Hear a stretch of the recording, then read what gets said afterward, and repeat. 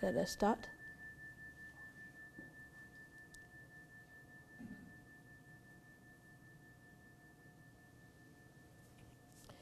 Namo tassa bhagavato arahato sama sambuddhassa.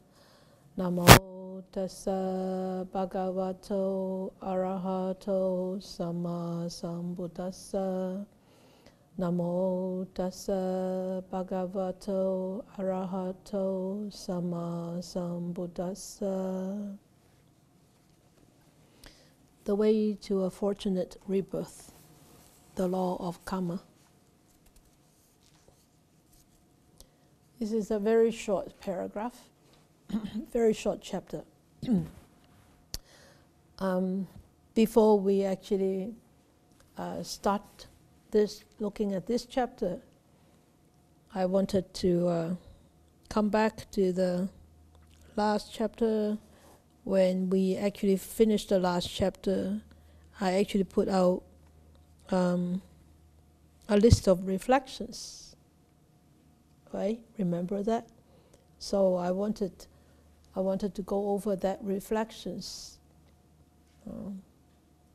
So remember the last chapter, chapter 4, we actually studied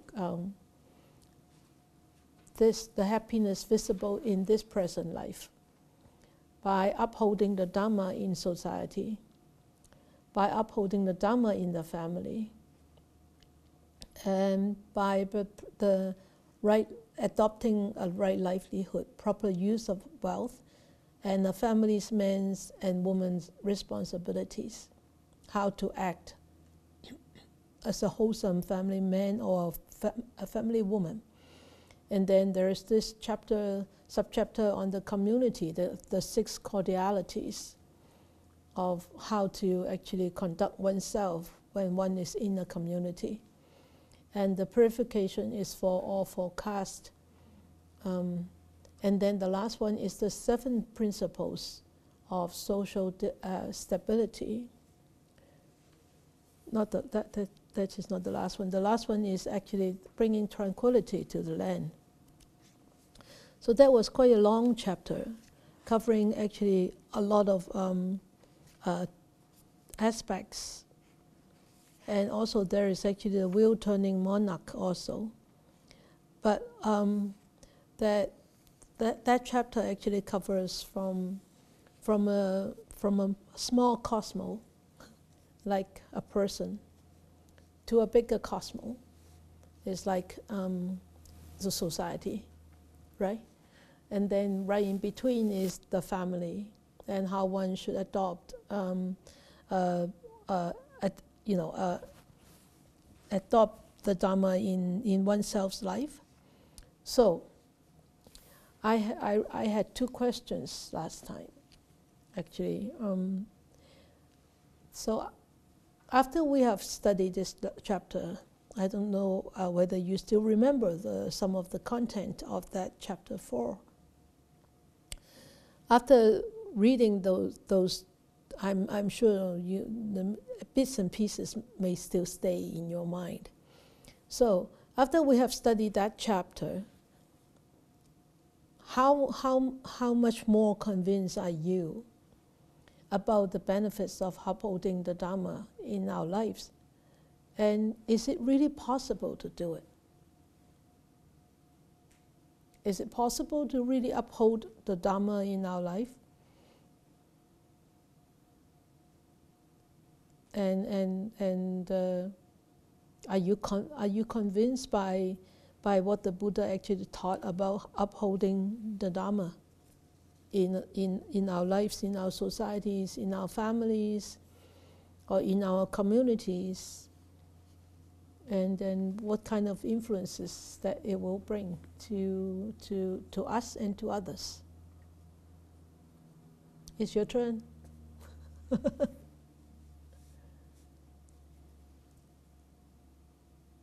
Nobody wants to talk?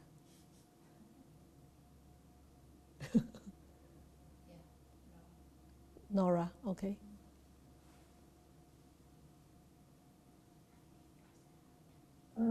I'm convinced if we did what he suggested, society would be much, much better, and it's possible for us to all try. Yeah, yeah. Have you experienced it yourself, Nora? Well, I mean, I really believe in karma, and I believe in rebirth. So yeah, I think about it a lot. It's like, oh, that's not a good thing to do. Ah, good, good. So you constantly reflect upon yourself, your actions, right? That's good. Yeah, well, maybe I don't think about my intention beforehand, but I catch myself afterwards. Okay. Yeah, that's the Buddha said. There is awareness before you actually perform, or we don't become aware and then we performed, and then after we perform we become aware. So that's another level, another level. But there is also after you perform you don't even become aware. Only when consequences appear, you say, oh, I shouldn't have done that. And sometimes that's too late. The hurt has been done or the damage has been done. And some people don't even really notice, don't even know that they have, they have really done some hurt to, not necessarily to others, but to themselves too, right? So there's this really sharp faculties is, being aware, being able to be aware of the intention and stop. Yeah. Stop there. But then there is the second groups of people is forget about the intention. Didn't remember about the intention, but just act.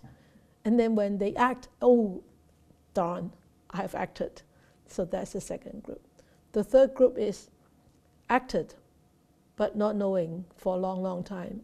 And eventually when the consequences come, you say, oh, I shouldn't have done it.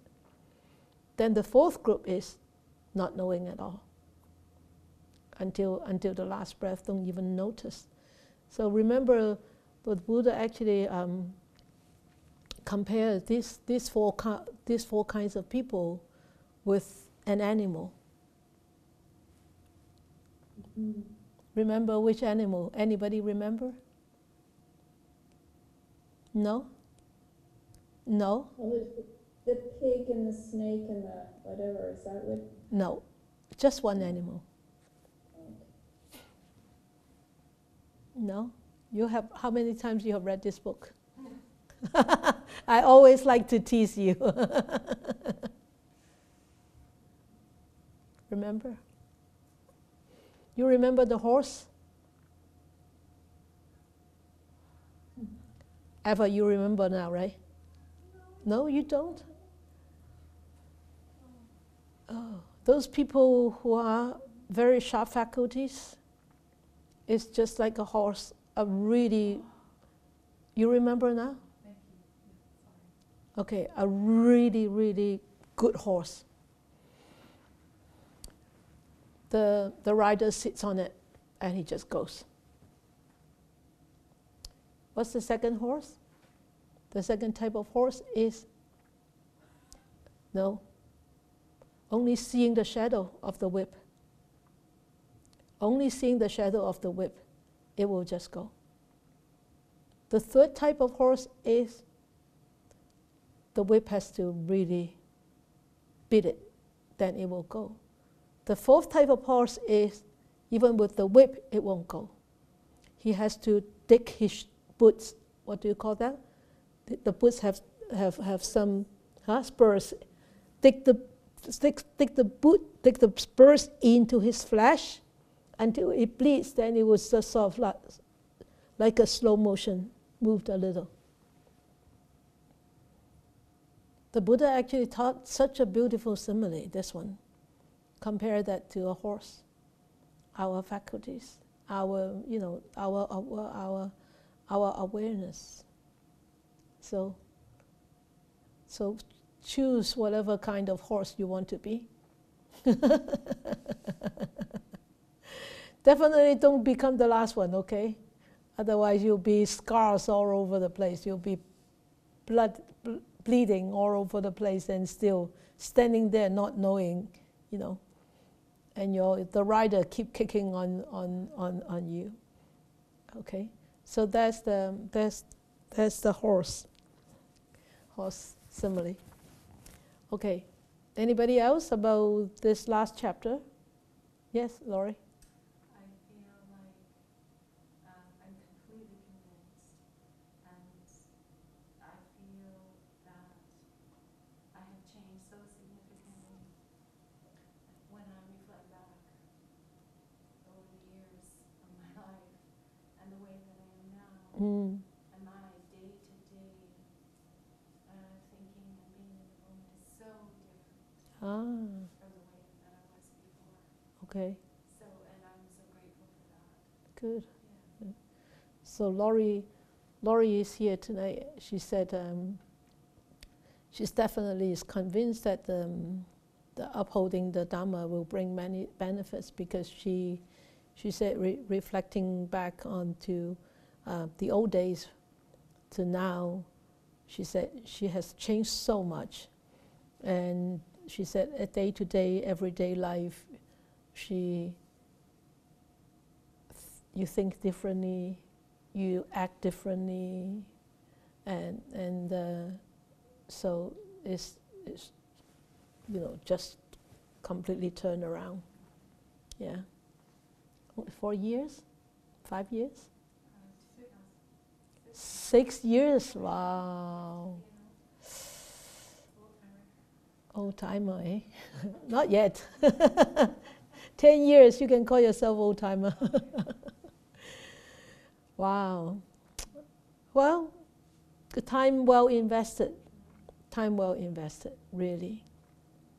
Only when you actually invested all this time, then you start to look back and check on yourself. Wow, I am very different from before. Thinking very differently, acting very differently. And you see, these changes are invisible. So people think, oh, well, you know, I've studied this for a few years and I still haven't changed. Well, then better check on yourself. What's going wrong? You know, definitely there will be changes. That will be definitely. Yeah. Go ahead, Eva.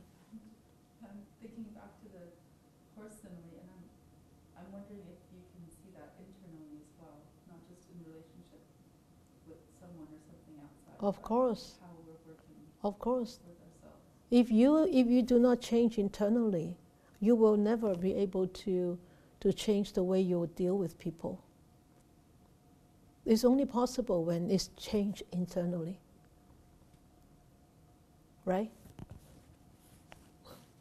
Well, Agree? Yeah. No, I'm just thinking of the horse simile in particular. Oh, horse simile. How we work with our own mind. Okay. The horse simile, okay. Are you saying we start with the spurs? Yeah. So Eva said that with the horse simile, she said it's also say like how you work with your own mind. And then Paul said, so are you saying that we start with the spurs? Yes, start with the spurs. We all start with the spurs. We all start with the spurs, really. And sometimes we stay in the spurring stage for a long, long time. And sometimes we come out faster. And in some aspects, we stay in there for a long, long time. In some aspects, we stay in there for a very short time. It really depends on really karma, our own karma. Good. So, anybody else want to share a little bit on that chapter before we go on? Okay, Varsha.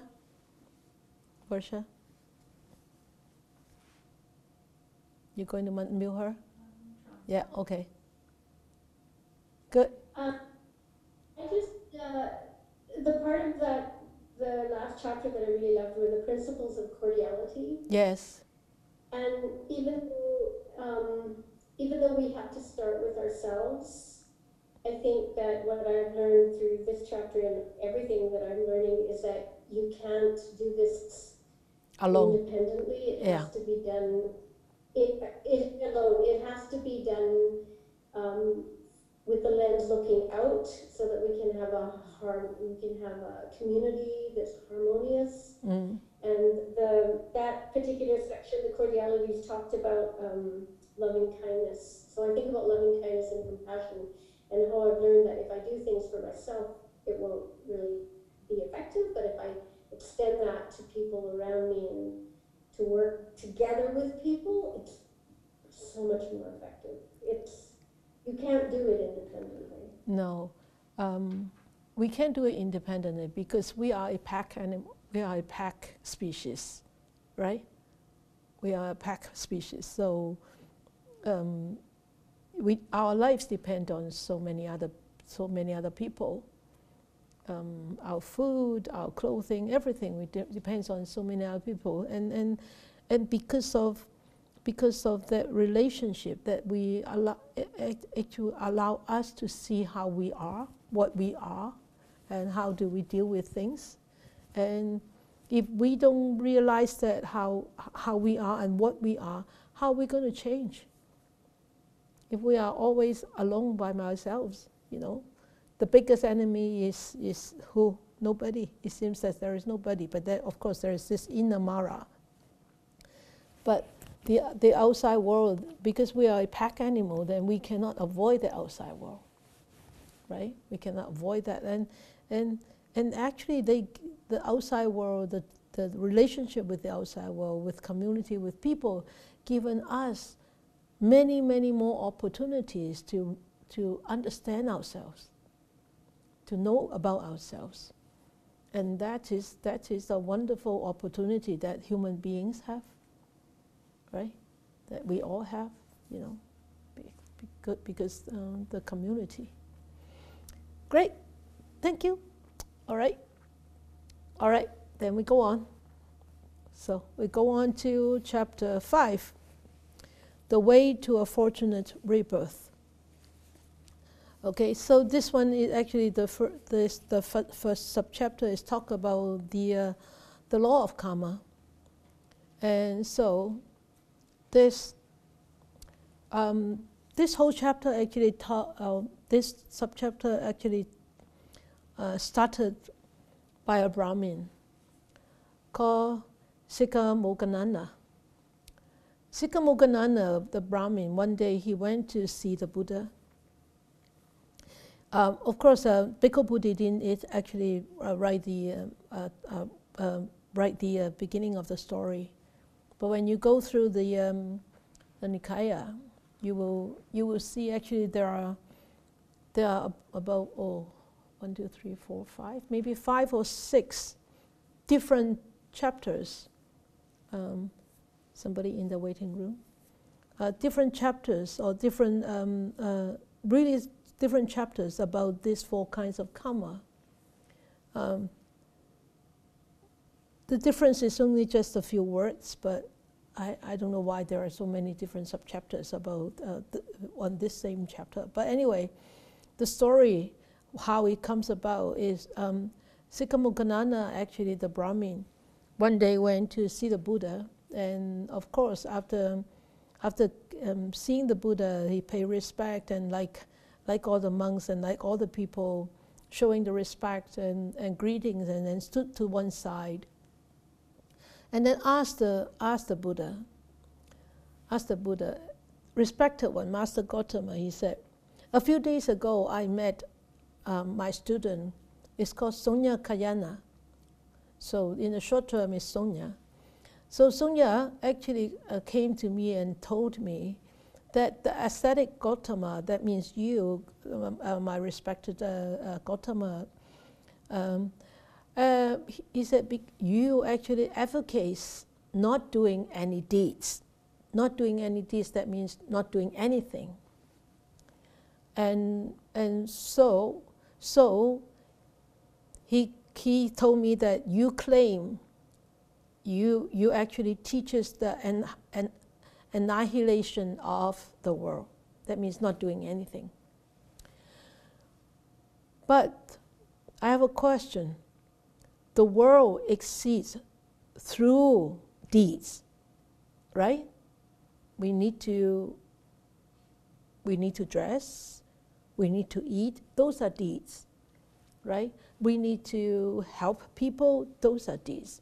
Or we need to receive help from others, those are deeds.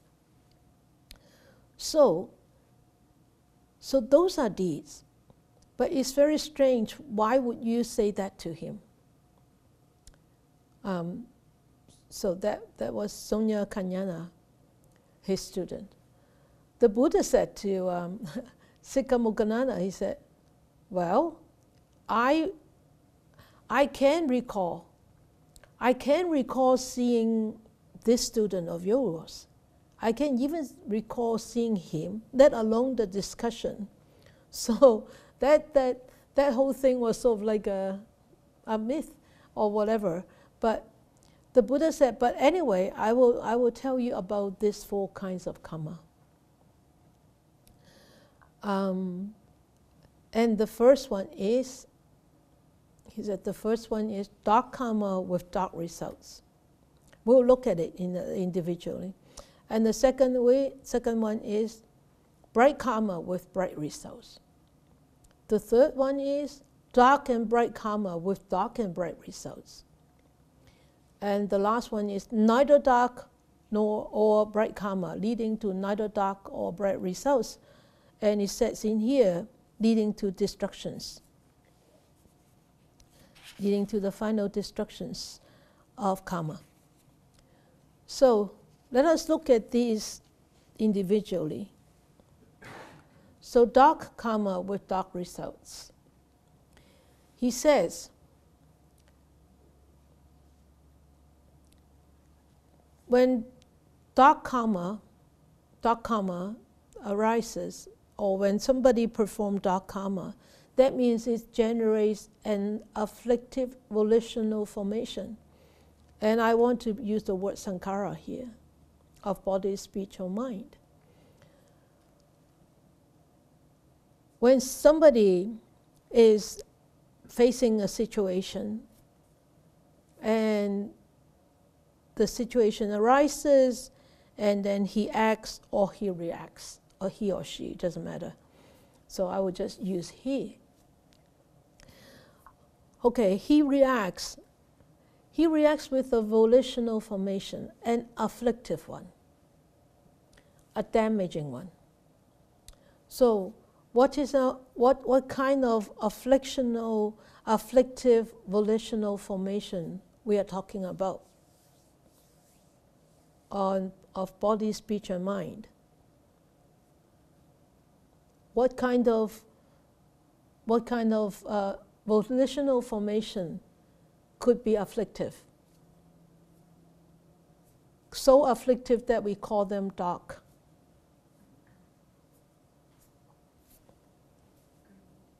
Greed, okay. Hatred, delusion, ignorance, okay. Which leads to unwholesome body, speech, and mind reactions, right? So as a householder,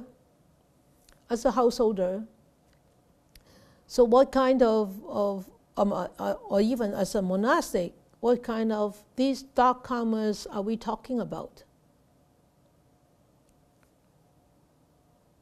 Greed, anger, delusion or ignorance. Then we start to what? We start to kill, we start to steal, we start to commit sexual misconduct, we start to lie, we start to use harsh speech, slandering speech, gossip, whatever. And then we start to lose the balance of our mind, the clarity of our mind, the focus of our mind. We get drunk. So those are the mundane level. But the supramundane, or you can call one more level up, beyond these 5 precepts, there are actually more serious, unwholesome dark karma, dark actions. Killing the parents.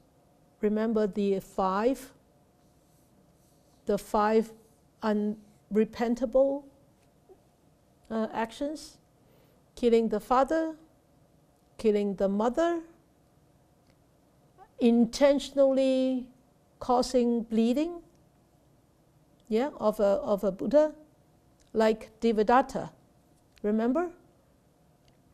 And creating a schism in a community, in a monastic community. Okay, so what is the last one? 殺父殺母，出佛身血。Arahant, killing an arahant. Killing an arahant, yes.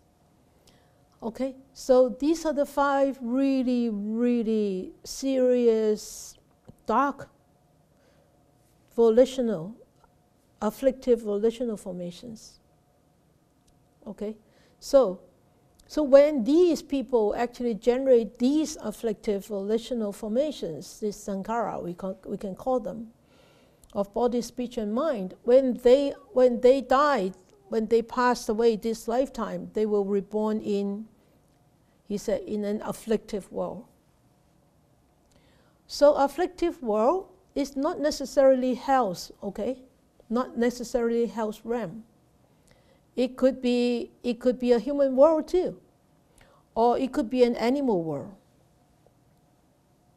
It could be a hell's realm, but it could be in a human world where there is a lot of maybe afflictions or calamities. Okay, so then when he is reborn in those worlds, he will be touched by those. He will have touched by those afflictive contexts. So, if, for example, if he is born in an animal world, so then he will be touched by those others really, really angry or greedy or delusional animals. Other animals, not necessarily their own kind, but could be other animals. Okay, so when these afflictive contexts touch him, how does he feel? What does he feel? How does he feel? He experiences an afflictive feeling. It's extremely, extremely painful. So this is dark karma because of the unwholesomeness. And unwholesomeness brings these unwholesome consequences. So he said in here, the beings in hell's experience. Of course, if you only if you study the Pali canon, that it didn't really mention much about hell experiences. But if you study the Mahayana tradition, then there is literally quite a few sutras actually talk about hell's experiences. What does it entail? So in one of the sutra it's called Ksitigarbha Sutra, Bodhisattva Sutra, right? His sutra, and in there are a few chapters talking about all different house realms, and one of the house realm I could share with you is the boiling oil house realm, and when people are actually in those house, their body was thrown into this big pot or big wok of boiling oil, burning oil. So all the flesh like become ash because it's so the temperature was so high, and then just leaving the skeleton, and some of those people, the guards will take the skeleton out. And then the flesh will return And then once the flesh returns, it will be put into the oil again.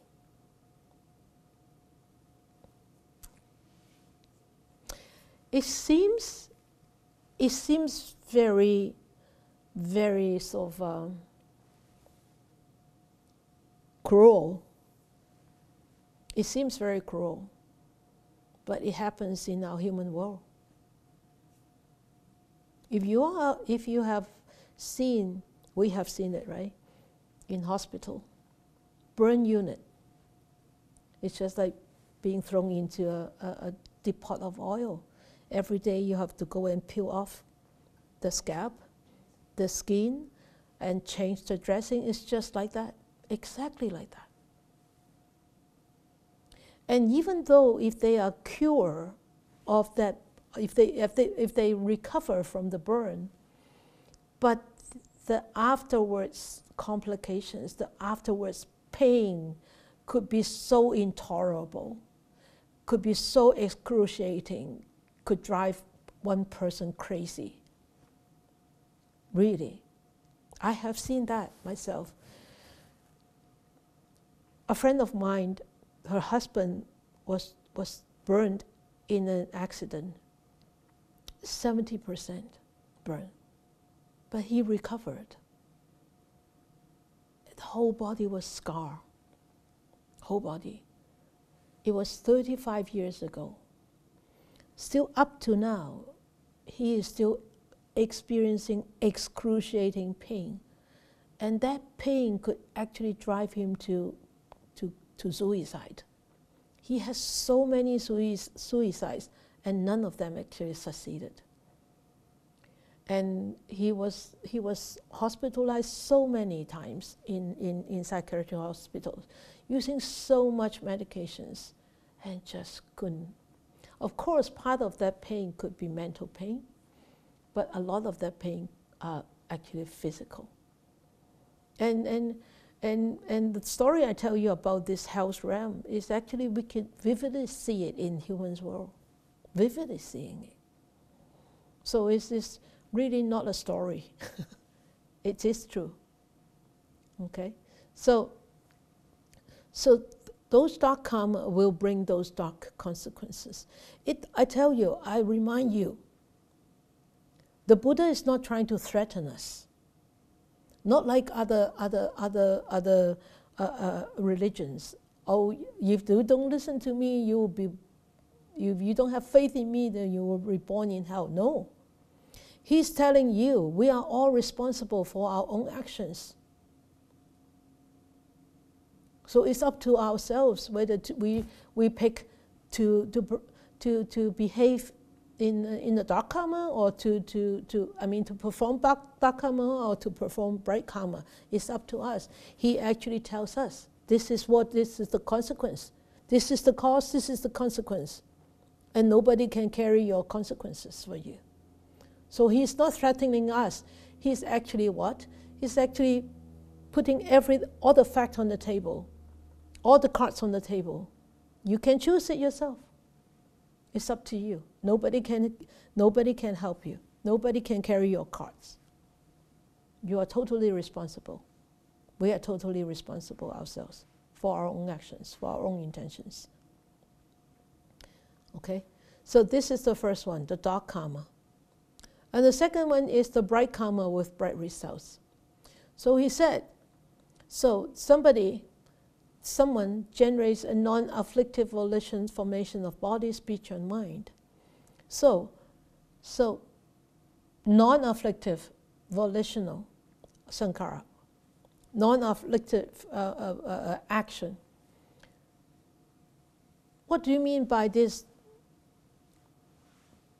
bright karma? What do you understand by this bright karma?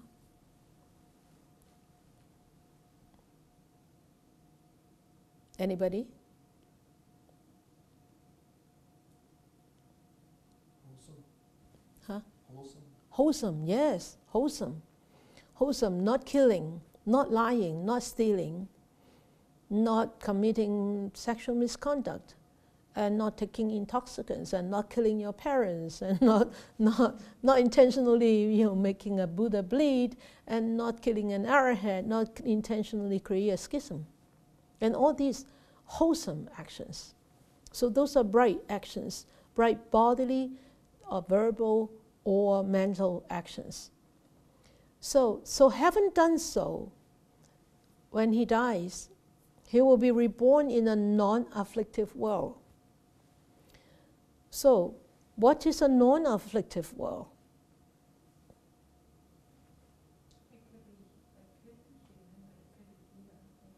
It could be human, it could be diva. Yes, of course.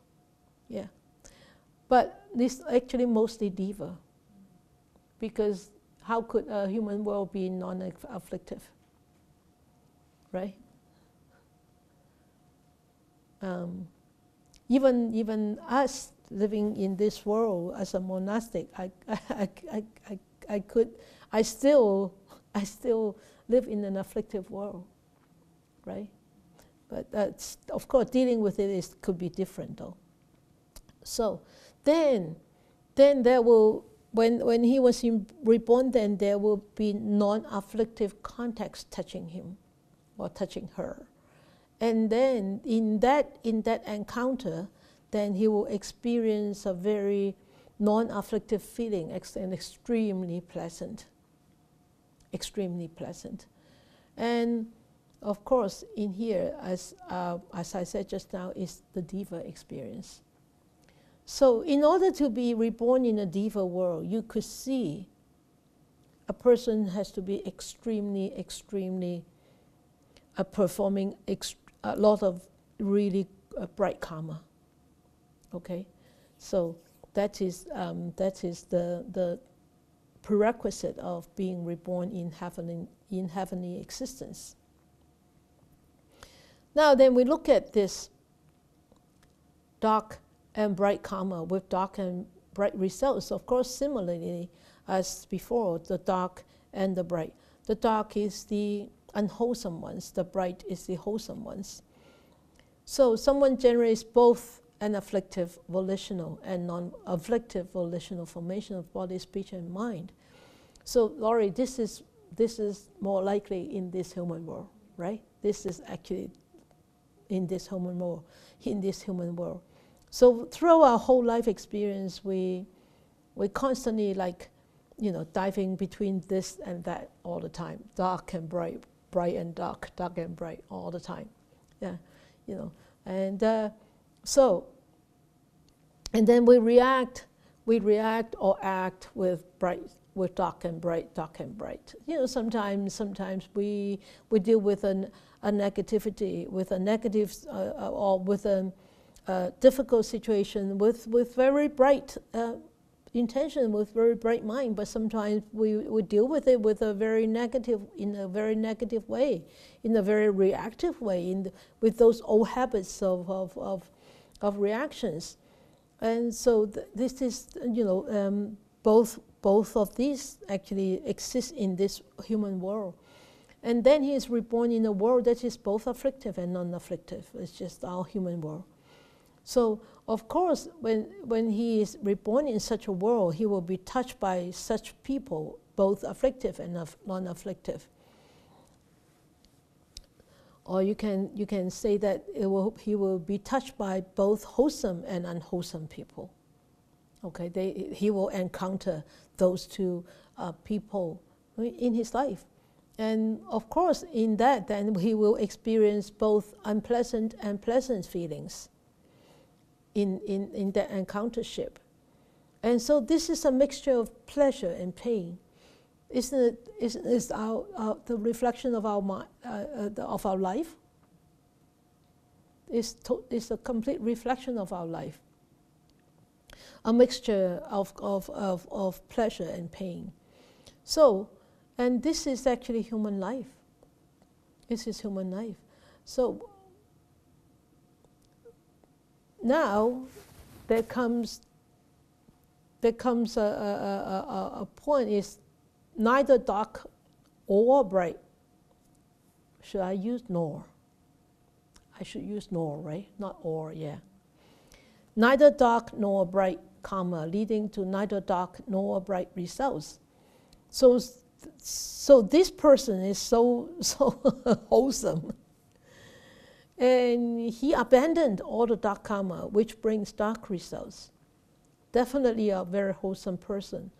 But not just abandon the dark karma, he or she even abandons the bright karma. So isn't that a controversy? Isn't that contradict with each other? What do you think? No? No, because if you're not mindful in the neither part, you're still reacting to both. Yes, then that's the last group. Yes, but why would he say the volition to abandon the bright karma, which bring the bright results? Don't you want? Okay, Nora, don't you want bright results? Don't we all want bright results, Nora? Okay. I'm guessing it means being equanimous. So you're not striving for, like trying to cling on to pleasant or good things. Yes. Equanimity. So you don't, when you actually perform bright karma, you say, oh, I perform bright karma. Okay, I'm going to have a lot of bright results. Bright results. Bright karma is bright karma. This is my responsibility to behave brightly. And this is the path to behave brightly, right? And we don't need to boast about it. We don't need to attach to it. We don't need to show it off. We don't need to do anything. It should be like this. We should be walking on the path like that. But not just knowing that we should be, but we abandoning also. That means what Nora said, we are so equanimous that we don't attach to any at all. That means we don't wish for, or we don't crave for, and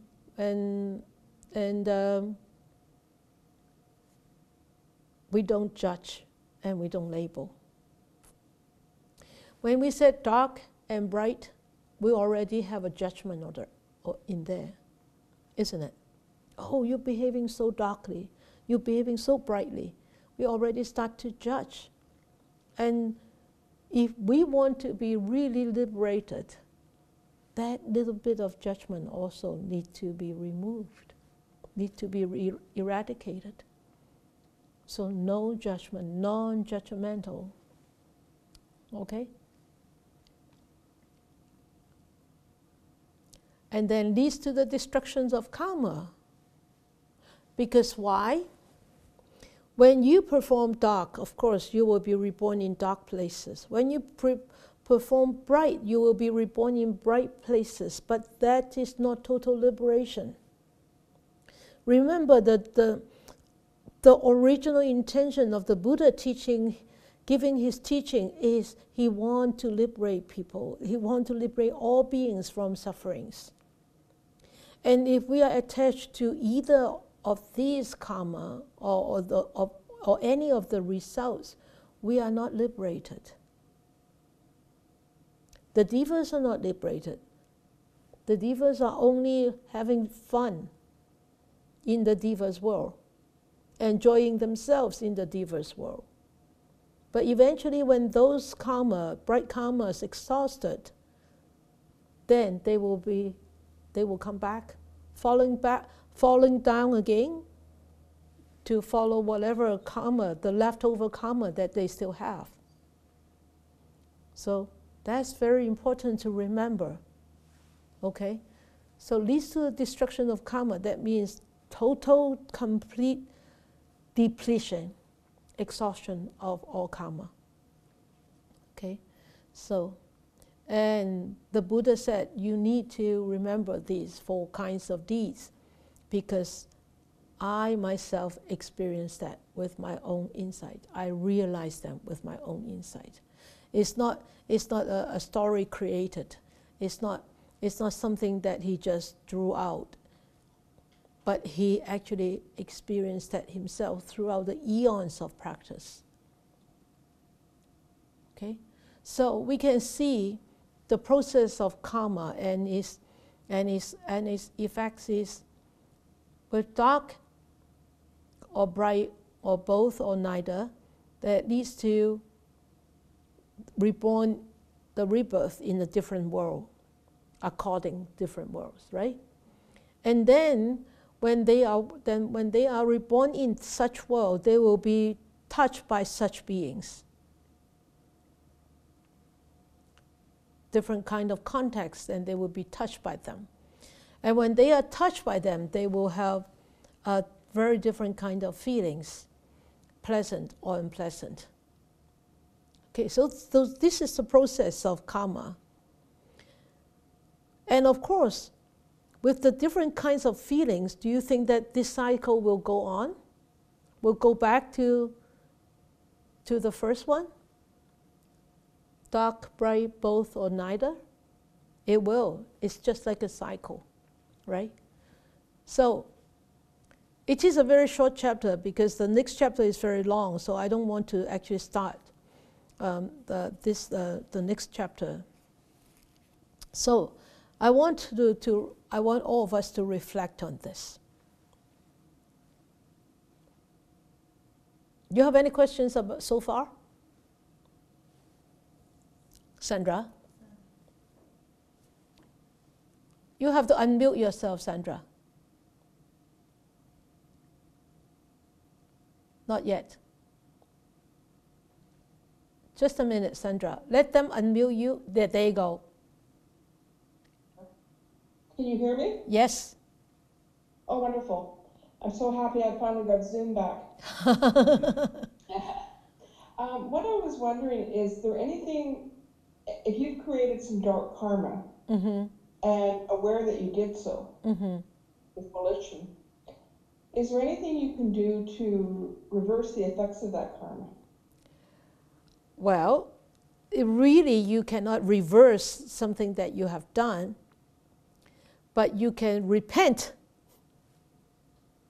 You can repent of those unwholesome deeds that you have done. And repentance, there are two parts to repentance, or penitence. I would rather use the word penitence than repentance. Penitence. For penitence, there are two parts to it. Okay? The first part is you realize that you have done some unwholesome deeds. And you admit it. You admit it. Okay? So admit it is not just admit it to yourself, but openly admit it. Preferably to an elder. And you say, so who is the elder? You can admit it to a monastic. Monastic is your elder. Or you can admit it to your spiritual teacher, considered to be an elder. Okay? Or you can admit it to anybody who you look up to for guidance, and they consider as your elder.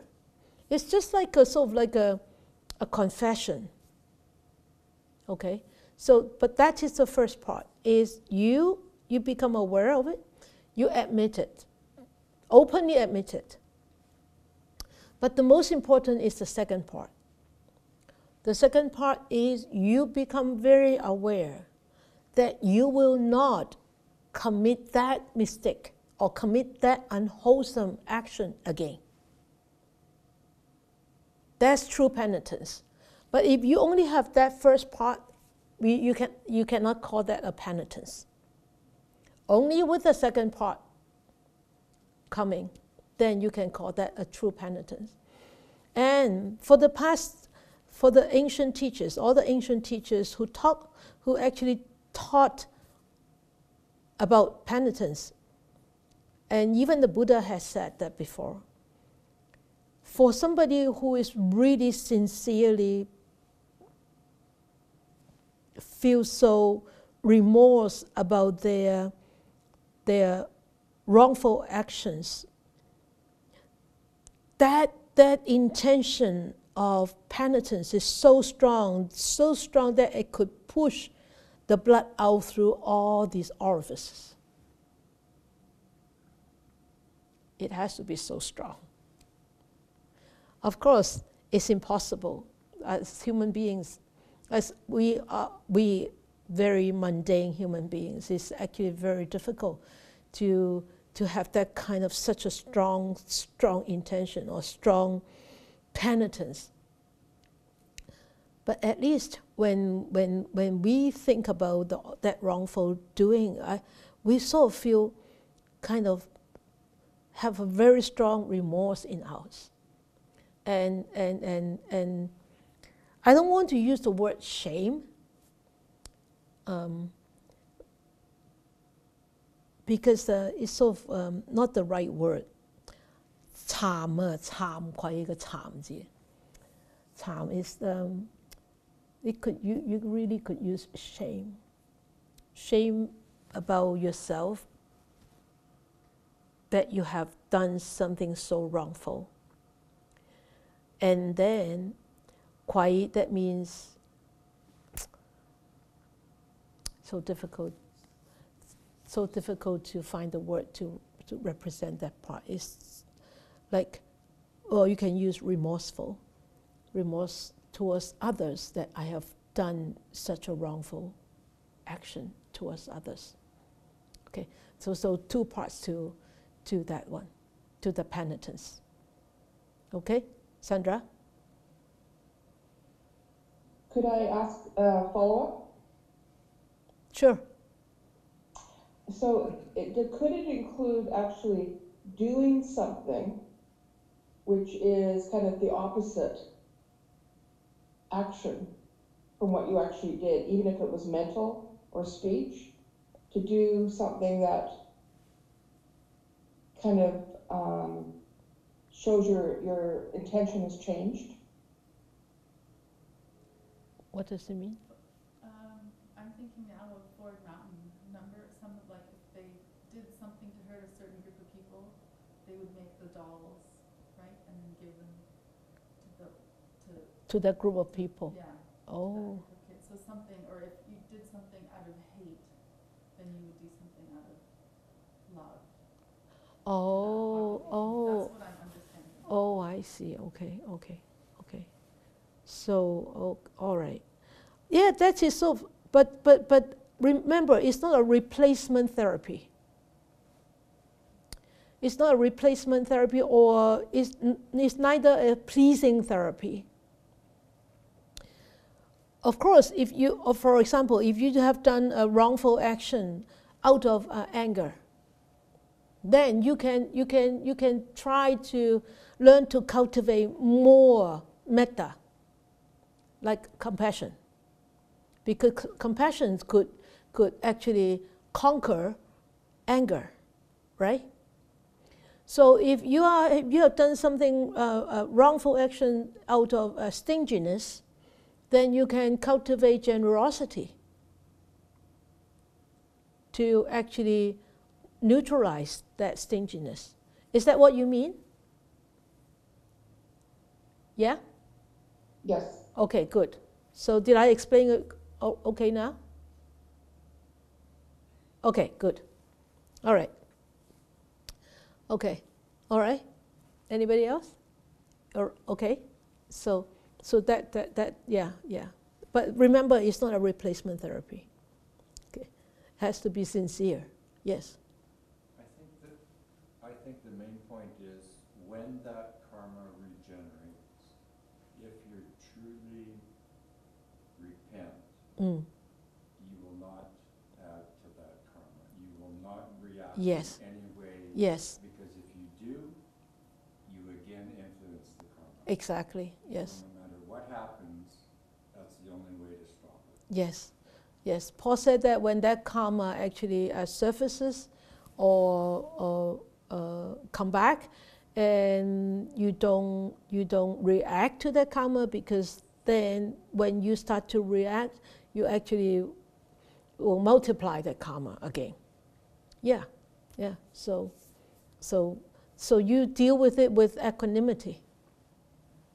Okay, a balance of mind, embracing the dark karma, embracing the dark results. Oh well, these dark results. Wow. As I said, I think did I say in meditation? Something like that. It actually, with difficult situation, it actually is an opportunity to build up our resilience. With pleasant and sweet situation, it's actually some opportunity for us to be more grateful, appreciative. Did I say that in meditation? Because I can't remember. It's just, I teach too many times. It's just all confusing. Okay, all right. So I want a little discussion tonight. It's not really just it's really not just a reflection. It's really a contemplation or thinking about this. We all know about this dependent origination, right? So maybe you want to this dependent origination, the 12 links of dependent origination. So you all should remember. You all should have memorized them by now. At least the Polam group should have memorized them by now. Okay?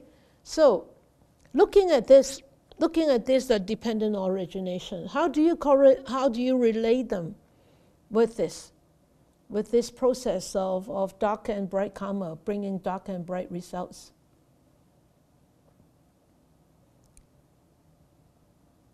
How do you relate with this?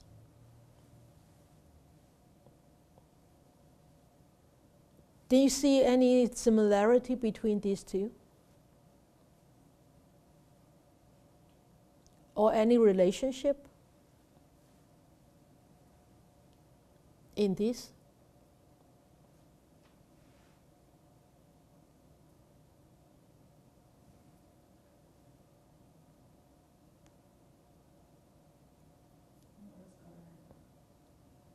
Nora or Versha? Nora, okay.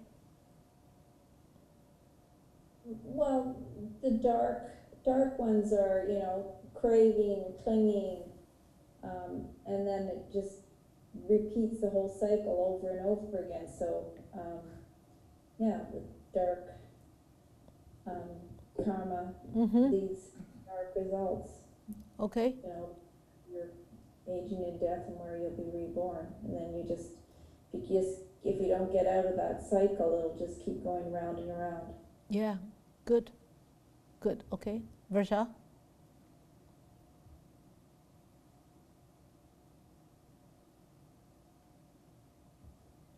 So the two things that you spoke about that connect to this for me were the sankharas, or the formations. Yes. Is when we do that volitional actions. And then looking across the dependent origination, I think about, so then whether it's good or bad, we have feelings, and then the next step is what's going to determine whether it's good or bad karma that we're creating, dark or bright karma. So it's the formations and then the feelings for me that resonate in this discussion. Okay. Anybody else? I think the whole wheel is karma. Yes. Very good. And the only way out is to break the wheel. Yeah. The Paul said that the whole wheel is karma. And the only way out is break the wheel. Find an exit. Otherwise, going round and around. Right? So you can see from 1 o'clock over there, formation of sankhara. So because of that's why the wheel start turning. And remember, the sankhara and the consciousness is from the last ignorance formations. It's from this last life, and then coming down to name and form, all the way to becoming It's this lifetime. And then because of becoming, that brings birth and aging and death again. That's next lifetime. So you can see 3 cycles of 3, the past, present, and future in here. But also, with this dark and bright karma, you can also see the past, the present, and the future in there. Isn't it? It's exactly the same. So don't forget about this because this is the whole wheel of karma. Right? If we do not react to this feeling, we don't crave for it or we don't reject it, then we break the cycle there. Or even we crave for it, we don't cling onto it, like abandon both the dark and the bright karma.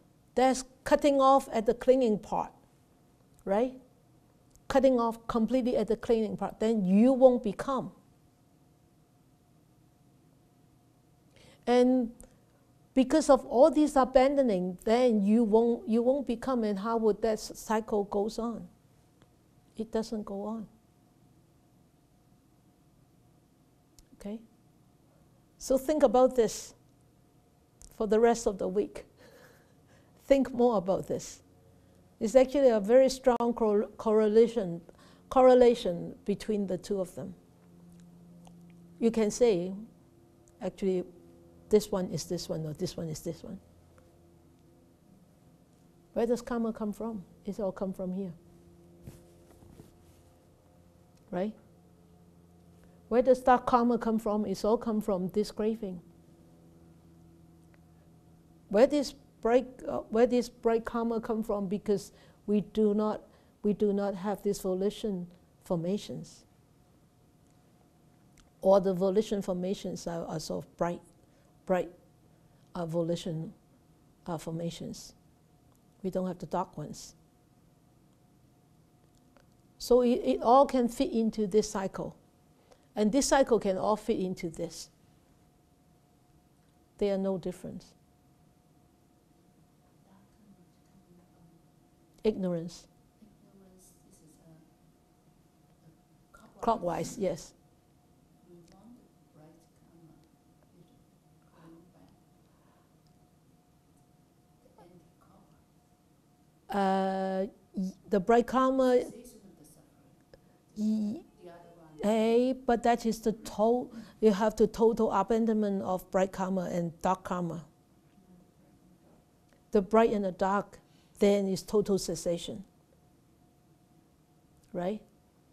So, bright karma not necessarily always go anti-clockwise though. This is the craving. Yeah, it starts with craving, but craving for bright karma, for doing, is still sufferings. You're craving to do wholesome things all the time, and it's still sufferings, right? So that's why it's still clockwise. Only with total cessation then it's anti-clockwise. Cannot say it's a bright karma. It's not a bright karma. Yeah. When somebody is, Wrongly, this is totally yes, not a bright yes. That's why at the end, you cannot say that it's not a bright karma. It's still a bright karma because it will bring. If you help people, if you constantly help people, you will have or if you constantly like very generous, next life you will be born very rich. That is a bright karma. Yeah, but to the moment you say it's a craving. Then it's not a bright karma. Yes. Karma. Yes. Yes. Okay. When you start to crave it, I want the next life, I want to be reborn very rich, then even though you actually, be very generous this lifetime, or you may have a mix, because People say they just want to help. Oh, It's a good thing. not necessarily a good thing. At the end of the day, it's the abandonment of that intention that actually determines whether that cycle going back. right? This is a very deep thing. No, don't just look at these 12. I mean, we have been studying these 12 things for so many times, so many times. Yes. Sifu, is it maybe the line between an intention for a certain result and a motivation with a certain mind? Oh, yes. Intention for certain results and the motivation to push that intention. Just the motivation with like the motivation of metta or karuna or mudita. Okay. With no thinking about where that's going to end up in the world. Ah. Okay. Yes. Compared to intention of. I intentionally send metta to you. For something. Or intentionally send metta to somebody. Yeah. Even if that intention is, oh, I want that person to be Happy, yeah. That is still, there is a goal there. Yeah. Ultimately, there's. Yeah. It strengthened that volition. It strengthened that sankhara already, volitional formation already. Yes, you're right. The motivation is just, for example, ever said, the motivation of sending metta or a mudita or karuna to just send it out with no intention of certain people being happy, certain people receiving it or not. No. Yes, that is the motivation. But that is a wholesome motivation. But then it will still have wholesome of bright karma, bright results. But you, at the end, you still need to abandon that. What do I mean is, it comes just naturally. It just comes naturally, yeah. Paul? Really doesn't come from you. Well, it does, but it comes from you, but I can't really. It comes from you, but it's not really coming from this you. It's more not the brain. The experience. Not the brain. It comes from within. It's come from this existence, but not from having any intentional thoughts or any motivational thoughts at all. Maybe you let it materialize. Yeah, it just come naturally. It's like that, the Buddha's simile of the ground, the water bubbling up into the lake with no source. Yeah. Okay. So we can see just a minute intention could bring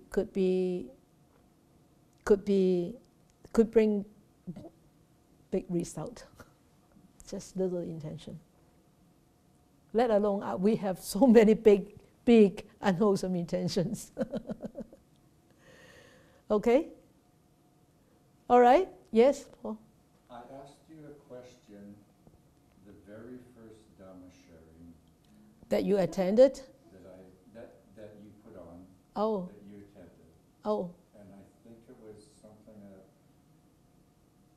can your metta or can your intentions change someone's karma? Oh, can our intentions change someone's karma? No. Nobody can change anybody's karma. Because we plant our own causes. We have to reap our own results. We will reap our own results. Nobody can change anybody's karma. Nobody. But we can, ourselves. If somebody can change our karma, then I will definitely let me know. Let me know. If anybody can change my karma, please let me know. I want somebody.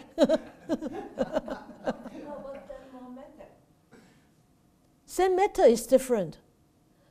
You're not changing their karma. You're supporting them. to deal with the future, but not to deal with the past. You send metta, you actually sharing with them that kind of energy or that kind of thoughts. But it also depends on their own karma, whether they can actually receive it. If they have a block of wall, if they have a great wall right in front of them, no matter how strong our karma, our metta is, or how many people sending the metta to them, they can't get it. They can't get it. And if they don't have a wall, they are very receptive. They are very open-minded, and they are very humble. Then they will, even though there is little metta in the universe for them, they will get it. We are not really sending metta. No, we are not sending metta. No. Not really sending metta. We just by change ourselves. Yeah. That's the whole environment, the atmosphere change. Yes. We are not sending ourselves. Yeah. Yeah. So yes, we actually because we change. We actually, these changes, everything around us changes. So we are not just like this. No. Just talk. No, it's not a talk. No, yeah. You can feel it when people really sending the metta. Really, they are strong metta. You can actually just feel it around them. Yeah. Okay? So it's just a very simple chapter. But they actually carry a lot of meaning in there, very deep meaning. Yeah.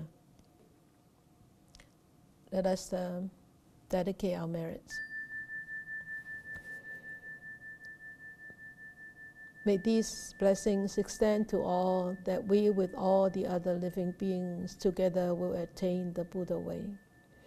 May more and more people will encounter the wise words of the Buddha, study them, understand them, practice them, and help themselves to disentangle themselves from, totally liberate themselves from their own defilements, afflictions, sufferings, and be truly happy and peaceful.